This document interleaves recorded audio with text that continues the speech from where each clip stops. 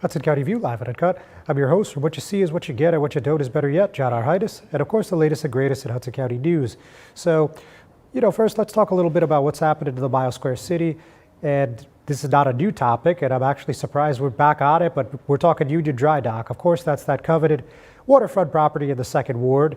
It's been many years now, probably 4 or 5, where we see New York Waterway trying to get this as a ferry refueling station.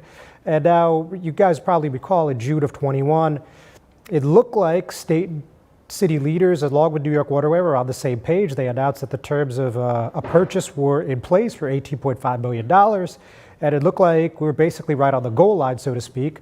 However, we found out just yesterday through a letter to residents from Mayor Ravi Bala that now we're going to try eminent domain yet another time. So we're going to explain how we got here. We're also going to talk about last night's council meeting, which was on a Monday because of Yom Kippur. And, we're going to talk about them hiring a new police spokesman, or at least taking the steps to make sure that they can do so in the near future. So we're going to chat about that. Also going to talk a little bit about actually Guttenberg, who hired 6 new police officers last week, something we don't see very often over there up north. So we're going to just get into the weeds there on that. We're also going to talk a little bit about some court proceedings. We also have heard now through the New Jersey Globe, Tom Bertoli, of course, a longtime political operative, will be pleading guilty to 1 count on Wednesday, according to this report. So we're going to tell you what that said. All that and a little bit more right after a word from our sponsors. Burns Brothers Memorials, Monuments, and Markers, 787 Tunley Avenue, Jersey City. Hudson County's only monument maker, serving all faiths and cemeteries. Design, studio, and large inventory on site. Cemetery inscriptions and custom orders welcome. Burns Brothers Memorials, Monuments, and Markers, 787 Tunley Avenue, just south of Secaucus Road. Craftsmanship that will last for all eternity. Burns Brothers, Jersey City, Albert H. Hopper, North Arlington. Visit us on the net. Stevens Jersey City Ford Certified Parts and Service, located at Route 440 and Communipaw Ave, is your #1 source for Ford and Lincoln automotive needs. We use certified Ford Motorcraft products to keep your Ford running in top shape. Motorcraft parts are backed with the Ford warranty, which includes a 2-year unlimited mileage guarantee. Our team will have the right Motorcraft part to ensure the best performance from your Ford or Lincoln. You can order in person at the parts counter or online. Let us help keep your Ford or Lincoln in the best shape at Stevens Jersey City Ford. Consumer Carpets, 3408 Kennedy Boulevard in the Jersey City Heights, your one-stop store for residential and commercial floor treatments, carpeting, linoleum, tiles, laminates, hardwood floors, area rugs, remnants, all major brands, all in stock. Free estimates, same-day installation. Consumer Carpets, it's savings, selection, installation. Credit cards and debit cards accepted. Financing available. Consumer Carpets, price to fit your budget, installation to fit your schedule. On the net at consumercarpets.com. Consumer Carpets, Jersey City, 201-792-2712. Hudson County View live and uncut.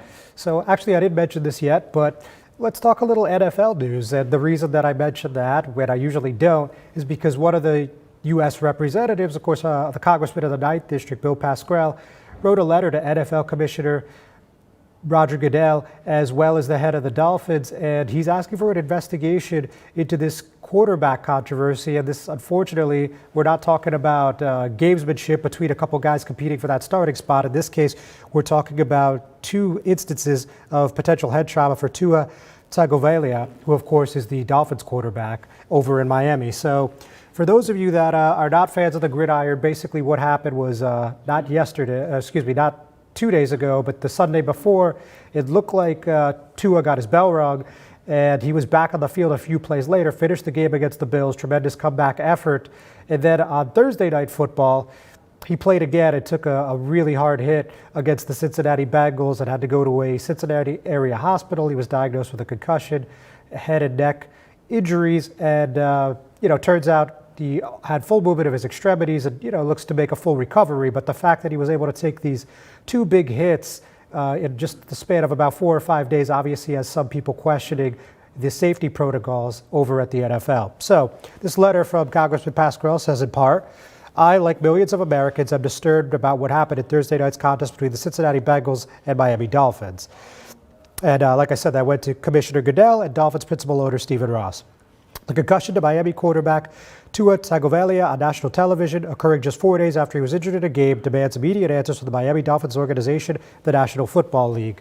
And we actually have heard from the NFL on this since the letter came out. And Tua, who actually was an early MVP conversation contender, he's not going to be playing against the Jets this week. They've already ruled him out due to this head trauma. And that means Teddy Bridgewater, former starter for the Minnesota Vikings, will be at the helm for the Dolphins. And another thing worth mentioning is that Pasquale is actually the founder of the Congressional Brain Injury Task Force. And that's why he decided to take the lead on this. So we're going to, see what happens here. I mean, I'd be surprised if the NFL answered, but if they do, we're certainly going to let you know as soon as possible. So moving on, we're going to get back to the, the regular crime and politics stuff. So first, we're going to start in Hoboken, in the Mile Square City. We, of course, know this, tragic murder over on Marshall Drive at the end of last month. And a GoFundMe has been started for Christopher Garcia, just 28 years old when he was killed.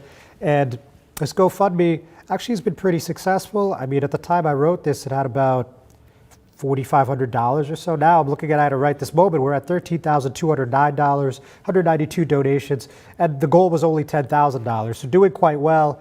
So while this is obviously an unspeakable tragedy, it is good to see the family is getting an outpour of support for the community. So thank you for all that are contributing to this cause. So for those of you that don't recall, this is what the GoFundMe description, which is written by Lisa Habra Baluma, says. This young man was my neighbor, and although I didn't know him past a neighborly hello, he was very close to many special people in my life here in Hoboken. Chris Garcia died for absolutely no reason, a senseless act of violence, murdered when he tried to break up a fight that didn't originate with him. Yet another promising young man taken by gun violence, this time right here in Hoboken. So this is obviously an ongoing investigation. Hudson County Prosecutor's Office is the chief investigators on this case. And my understanding is that an arrest warrant has been issued. So you would hope that in the coming days we're going to have an announcement of that person being apprehended. Certainly we're going to keep you appraised of what's going on there. So while we're on the topic of the Mile Square City, let's get into that council meeting that I mentioned. Relatively calm session by Hoboken standards, but the big one that I mentioned at the top of the program was this new public information officer for the police department. And, we heard last week that council members Tiffany Fisher and Ruben Ramos were not going to support this because there's already a city spokeswoman, there's a public safety director, and a deputy public safety director. That's the long story short. And it did pass 5-4, which is pretty much what we expected it to do. But, let's hear some commentary from the council. And Fisher said, I totally love the idea of trying to take some of the administrative functions off of the hands of our police officers so they could actually handle public safety. I just wish there was a way we could absorb this role into what are a number of different people performing communication type functions. We have people we pay close to $65,000, including salary and benefits, 3 of which have been hired in the last year and a half. It'd be great to get a full understanding of what this role will actually do and how much work is needed. And we heard from Ramos, and he said basically Jersey City, for example, of course is right next door, is the second largest city in the state, and they only have one public information officer, one spokesperson, and he just basically said, I can't believe Hoboken, who's about 1/6 the size, could possibly need 2. Of course, I'm paraphrasing.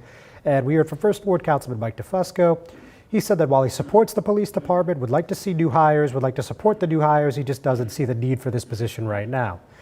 Now, conversely, we heard from the council president, Mike Russo, who actually has a brother on the police force. And he said that at a time like this, especially in light of the murder of Garcia, we have to make sure that our officers are in the streets, not dealing with press inquiries. And eventually, again, it passed 5-4. Fisher, DeFusco, Ramos, and 6th Ward Councilwoman Jen Giattino voted no. And that union dry dock measure that is looking at an appraisal for $13.36 million, an estimated value, that's passed unanimously 9-0. And we're going to let you know what happens in that saga. So we're going to take another break. We'll be right back.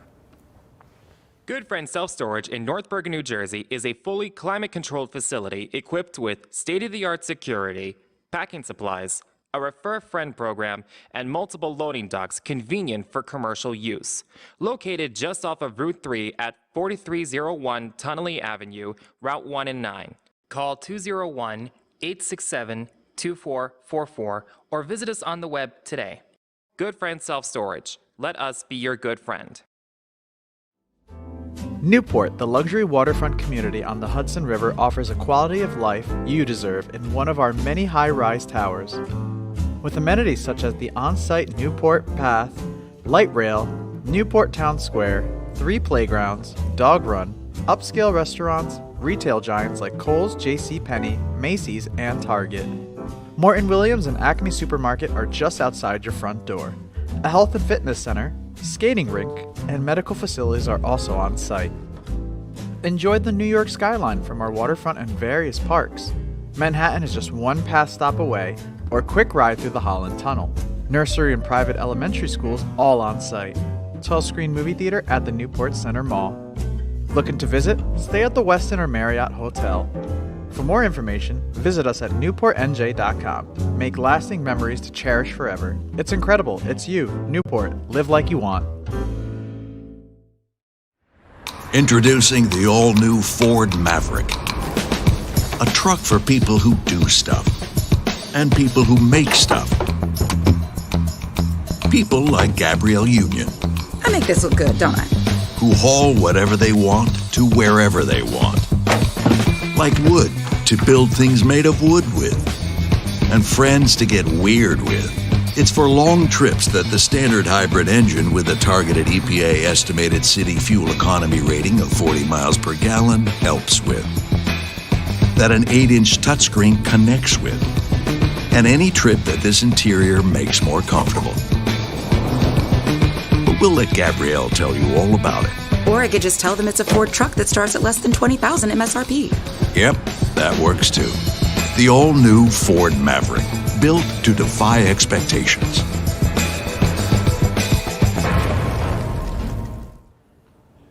Hudson County View live at Uncut, John R. Heinis. So let's do one more out of the Mile Square City, if I may. So let's talk a little bit about the Poggi Press. So this is obviously a site that's at the north end of the city. It's right across the street from the Pilsner House Beer Garden.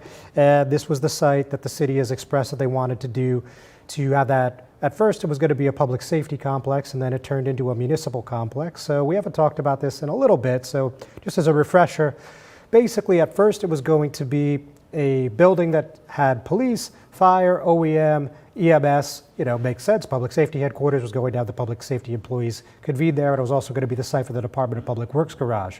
So they need to move their current Public Works garage at 256 Observer Highway as part of their Monarch settlement with Iron State. So that was going to be the solution, and it looked like things were moving until they weren't.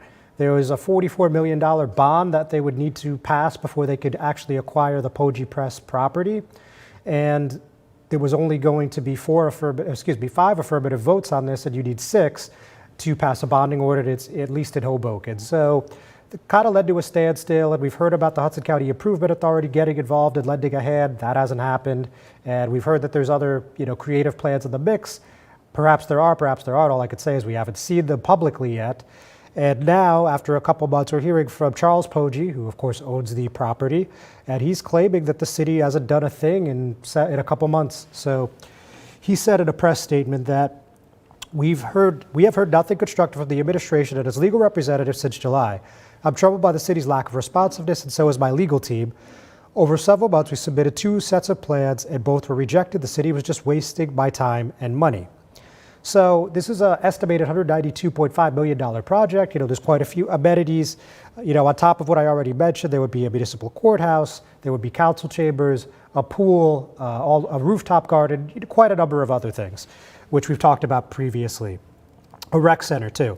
So, with this said, we also heard from the city, of course, the spokeswoman Marilyn Baer, and she said that his interpretation here is wrong. Basically, she said the city's attorney has been in communication with the property owner's attorneys as recently as last week to further negotiations. The city continues to explore all options and negotiate in good faith with the property owner and looks forward to the completion of this process in the coming months. So, doesn't tell us a lot, but, tells us something. However, Poggi came right back and said that basically the team's made multiple proposals. The last one they presented on June 15th. And in 3 months, they've gotten no response. He said a city attorney did contact them about 2 weeks ago and basically said, we have no update, and that was the end of the conversation. So obviously, we don't know exactly what's going on behind the curtain, but this is a project that we've heard about since February, And obviously now we're coming towards the end of the year. We're in early October. Looks like it's at a standstill as far as I can tell. But whatever the next step in this development is going to be, we're certainly going to let you know as soon as we possibly can. So now let's head up north here, talk a little bit about Guttenberg, a place we don't typically have a lot of conversations about. But on the same day we were talking about the Poggi Press, we actually saw that Guttenberg hired 6 new officers, including a first class 3 cop for the school, and they also promoted 2 of their own. So this was as part of their council meeting at the Anna L. Klein Elementary School. And in short, Joseph Holmes, Camille Calapad, and Brendan Sauerwald were hired as probationary police officers, with Amy Escalante and Kevin Ortiz brought on as Class 1 special officers. Jose Mojica will oversee school security. He's the Class 3 officer. And Sergeant Frank Palaz is now a lieutenant, and police officer Alexander Robedanovic is now a sergeant. So that's, and also, well, worth mentioning, Valerie Benzato was reappointed as a Class 1 special officer. So, you know, it's interesting when you see these smaller towns make this commitment to public safety. So we heard a little bit from Mayor Zitt, and he said the way I look at it, change is good, change is definitely good. And sorry, this is the public safety director. This was Robert White. The way I look at it, change is good, change is definitely good, because it means that we're progressing and we're moving forward and improving. Pretty succinct and to the point. And we heard from the mayor. He said, school safety, our town safety, everything is a priority for us here. As the director said, whatever you need, you get. So continue, please keep growing, do great things out there, be professional, be respectful, be courteous, and continue to make us proud, because you are the face of this town. So yeah, you know, very basic ceremony, you know, took about 20 minutes. Friends and family, of course, stayed for pictures. And, you know, these council meetings in places like Guttenberg are real open and shut cases. So, you know, not much to say there, other than, yeah, it was interesting to see them make that commitment to public safety. So we also talked about last week this very bizarre situation in Kearney where a man was murdered and 2 have been charged with desecration of human remains. Now, one of those men, Matthew Kokel, who's 32 years old, has been charged with aggravated manslaughter and weapons possession. So the indications there are that he is actually the one who did the stabbing, of course. Now, the co-defendant in this case is Elliot Barton, who's 39. As I just mentioned to you, they're both charged with desecrating human remains. So this is a very unusual case once again. And, you know, just to take you back for a moment, on September 20th at about 5:45, there was a 911 call. The police responded to someone lying on the ground in the area of Belgrove Drive and Afton Street. And that was Corey McFadden, 34. He had multiple stab wounds and was pronounced dead approximately 35 minutes later. So, you know, that's another case we're going to keep our eye on. So we're going to take one more break. We'll be right back.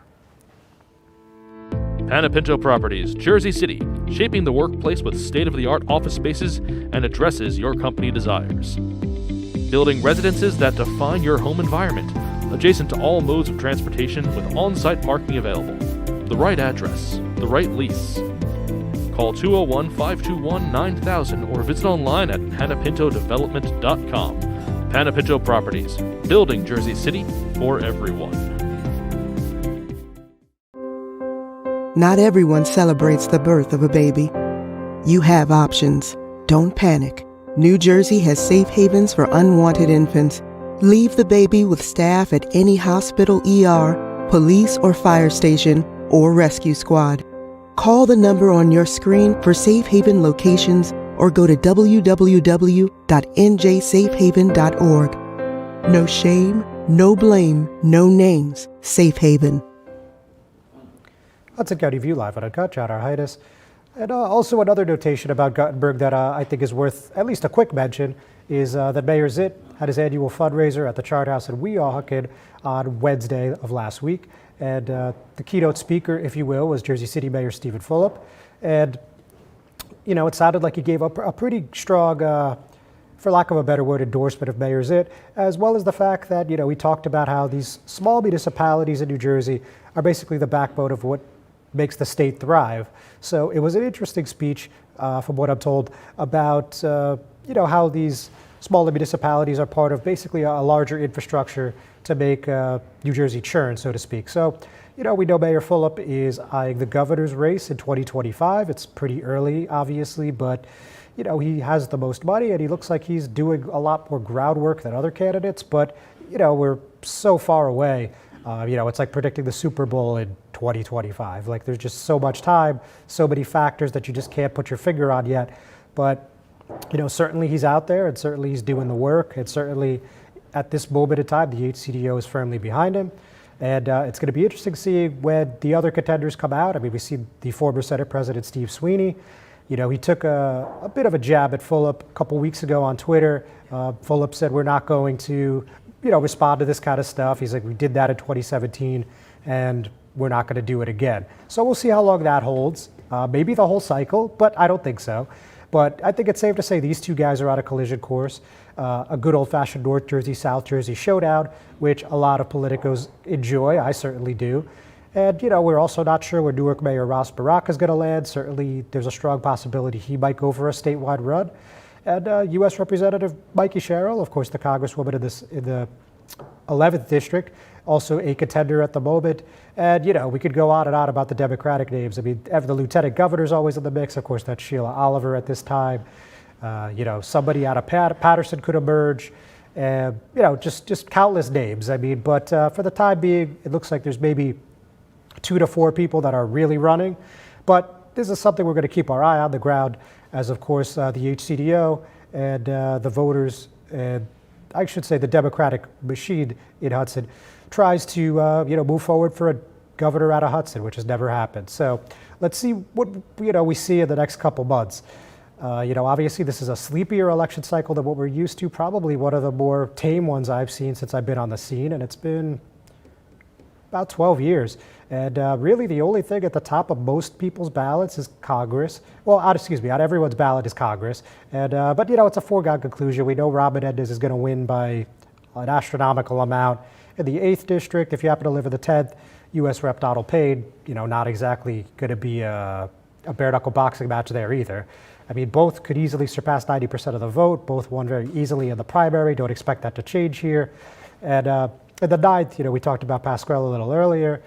He has a much tougher contest, but last time he faced off with Billy Prempeh in 2020, he won approximately 67-33. So that seat's not really in any danger, but it's a little bit of a fight compared to the other two. But anyway, you slice it, those 3 races are not going to get a lot of enthusiasm in a lot of these Hudson County municipalities. And that's why the races that, if anyone cares, is really just the Board of Education. In Bayonne, you have Mayor Davis trying to stake a claim on the board now, which he hasn't done in a while. And you have opposition that is backed from the school board internally, and also, at least to some extent, from the peripheral. You have former Assemblyman Nick Stramolati backing the Together We Can slate. At least this ticket that he's backed several times in the past, so I would imagine he has some sort of role. But, in that race, in Hoboken, where, you'd think there'd just be a lot of bad blood between the incumbent slate, for lack of a better term, even though there's only one current trustee running. But the Leadership to Listen slate and the Kids First team, a lot of bad blood over that January 25th referendum. I mean, you see it on Facebook if you're bold enough to pursue one of these threads. But they're really not taking any shots publicly in the press. And they haven't done anything in the mailboxes either. So that's kind of a weird defensive matchup I wasn't expecting. And I think the same thing you could say about the Jersey City Board of Ed. Change for Children and Education Matters have been going back and forth for several years that we talked about. And, everyone's playing it pretty safe right now, which surprises me because we're, about a month away. Before I conclude today, I did just want to quickly mention that the New Jersey Globe reported, I alluded to this, that Tom Bertoli, political insider, who was instrumental in getting Mayor Fulop elected in 2013, they report that he's going to be pleading guilty to a single count of a tax-related charge in front of U.S. District Court on Wednesday. So he was charged back in June 2020, and it doesn't appear, based on this article, that there's any cooperation agreement and there won't be any trial. So we're going to keep an eye on that tomorrow. Ladies and gentlemen, thanks for tuning in. We'll see you soon.